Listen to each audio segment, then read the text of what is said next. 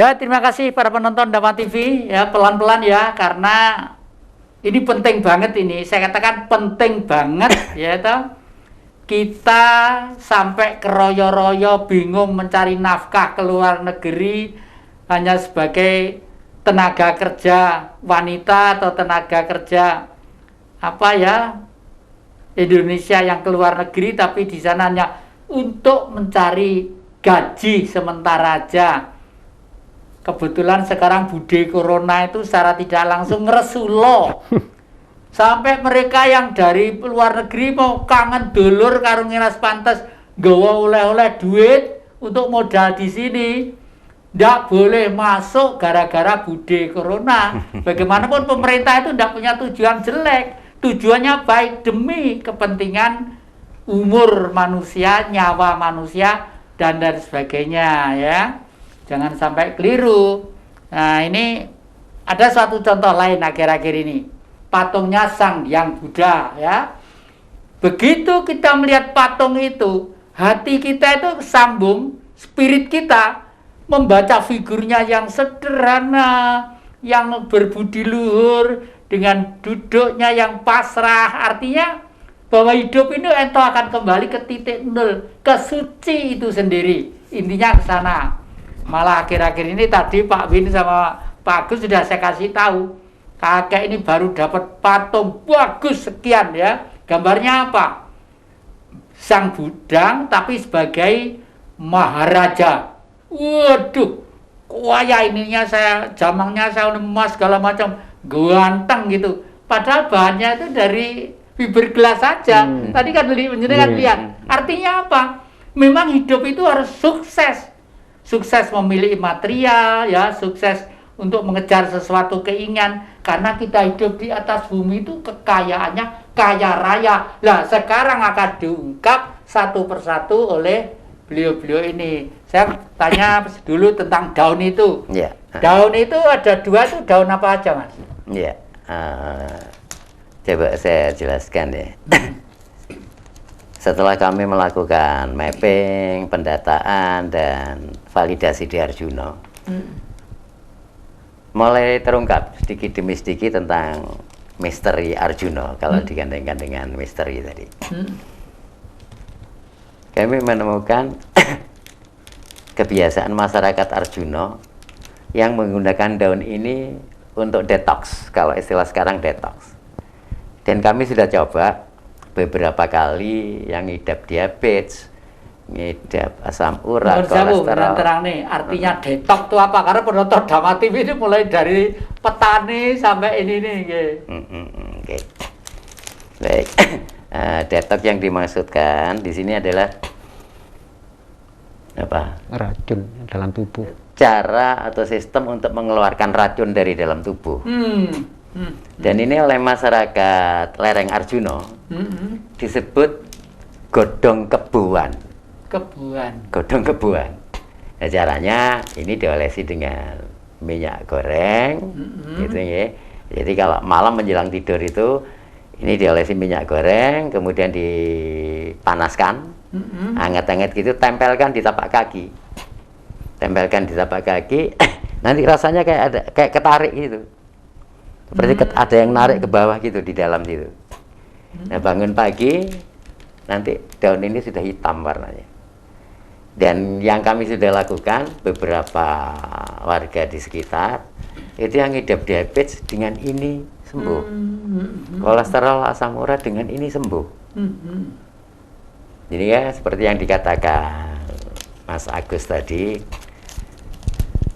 untuk detox sebenarnya kalau kita beli ada sih di apotek, di toko-toko obat ada, tapi harganya mahal.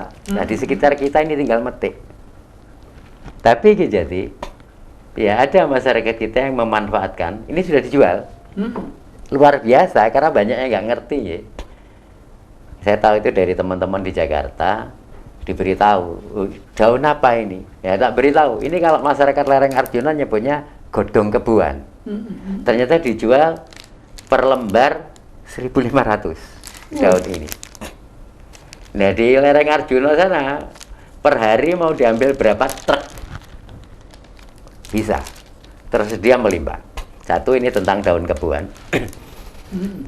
Kemudian kembali berita dari teman-teman di Jakarta, mereka menyebut, tanya ke saya ya, realnya gini. Ini daun apa? Saya nggak pernah ngelihat, katanya gitu. Karena dia ngidap diabetes di Jakarta, kemudian baca di online itu ada daun insulin namanya. Daun insulin. Nah, teman di Jakarta itu beli 20.000 dapat 15 lembar daun. Coba sih kirim gambarnya kayak apa daun itu, dikirimlah ke saya. Ternyata yang dimaksud daun insulin itu ini jadi. Ini nek wong Blitar nyebutnya godong paitan.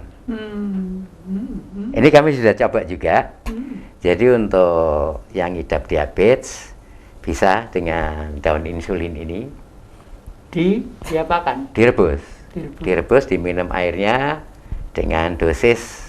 Sebenarnya di media sosial, di Google sudah banyak ini cara penggunaannya. Dan kemudian gatal-gatal, kebetulan Mas Agus sendiri ini pernah satu ketika gatal badan ini. Dengan ini direbus, diminum, hilang gatalnya. Jadi ini sebagian kecil dari misteri yang ada di Arjuna. Nah, kemudian lagi ketika kami melakukan di awal-awal melakukan ekspedisi ini, ada yang ngajari. Dalam bahasa kami ada kurir yang diutus oleh Sang Pencipta yang kemudian ngajari kami tentang caranya membuat minuman dari buah mojo. Tapi maaf, kami belum bisa membawa buah mojonya karena tanaman ini sangat terbatas. Cuman saya pesankan pada pemirsa agak hati-hati karena ada yang mirip buah mojo itu. Kalau buah mojo bisa diproses dan nutrisinya luar biasa, kandungan seperti di acara kemarin, kandungan vitamin C, vitamin E, vitamin D, vitamin A, B1, B2, B3, B kompleksnya kaya banget. Sehingga untuk imunitas luar biasa ini manfaatnya. Dan konon dari cerita yang saya dapat dari sesepuh dari Blitar, ternyata mojo ini suplemen yang digunakan oleh pasukan Bayangkara zaman Majapahit. Nah, yang satu lagi ada yang buahnya mirip banget, tapi sebenarnya itu beda. Masyarakat lebih sering menyebutnya bernuk. Jadi hati-hati kalau mau memproses, bukan yang bernuk yang bisa diproses ini, yang mojo ya.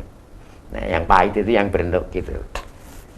Sekedar informasi, Mas Agus ini pernah nyoba yang bernuk itu langsung bergetar, ngeter, seluruh tubuhnya ini bergetar karena minum yang itu, yang bernuk itu. Nah, ciri bernuk, kalau buah mojo itu nggak ada durinya di batang pohonnya. Kalau bernuk itu banyak ada batangnya berduri. Satu. Kemudian kalau mojo ini banyak semutnya. Banyak semutnya. Durinya nggak ada? Nggak ada durinya. Dan kemudian kami mencoba lah bersosialisasi ke masyarakat, kami sampaikan bahwa mojo ini punya manfaat yang luar biasa. Vitamin C kan untuk menjaga stamina. Sehingga di musim pandemi ini, kalau stamina kita prima, tentunya nggak perlu khawatir ada virus atau bakteri apapun. Ini sebagian kecil dari misteri Gunung Arjuna, yang nantinya kami merencanakan, nanti ini sedang kami rencanakan, kami susun schedule-nya. Sekalian mohon izin ke Ki Jati selaku pemilik Wangon. Wangon nanti akan kami jadikan tempat display dari temuan-temuan yang kami melalui ekspedisi Arjuna ini temukan. Ada banyak hal. Dan tadi kebetulan memang mau saya tanyakan tadi, Mas Joko dan jenengan itu akhir-akhir ini kok kelipang nang kono. Iki apa golek foto apa golek apa gitu, ternyata itu ya. Iya. Monggo, karena gini Mas. Saya itu sudah lama sebenarnya gandrung terhadap Singosari itu. Iya. Mulai kecil, mulai umur 3-4 tahun masih di Blitar. Sampai pengen tahu tentang Singosari dulu kan pernah saya ceritakan. gak duwe duit, terus bapak saya tuh kurang. Ya. Kalau keluyuran nggak jelas arahnya, pecut Diajar. kuda itu dawer gue sini. Mm-mm. Tapi ya karena ketegaran orang tua terhadap putranya, ternyata saya itu ya boleh dikata pengalamannya bermacam-macam lah, yang tidak dimiliki oleh orang lain gitu ya. Nah ini monggo silakan, saya senang banget dan itu yang memang sudah lama saya harapkan ya. Di sana nanti itu konon menurut teori fisiologi dan ekonomi ya, kalau dibuat satu tempat istirahat yang berbau spiritual, alam dan kesakralan gitu kok. Aduh ya, ini logikanya bagaimana Mas Joko? Naga, ada gitu. Bicara Arjuna. Okay. Tidak secara kebetulan dalam satu peristiwa apapun di dunia ini, termasuk munculnya beberapa kerajaan di kawasan Arjuna yang bisa menaklukkan Madagaskar dan segala macamnya. Tentu ada pesan dari Yang Maha Kuasa dan peran kita untuk ini kita eksplor, kita tampilkan untuk kesejahteraan umat. Nah, kami berharap ini semuanya nanti akan kita display itu di Wangon. Itu hasil temuan kami itu nanti supaya masyarakat tahu dan bisa belajar di sana.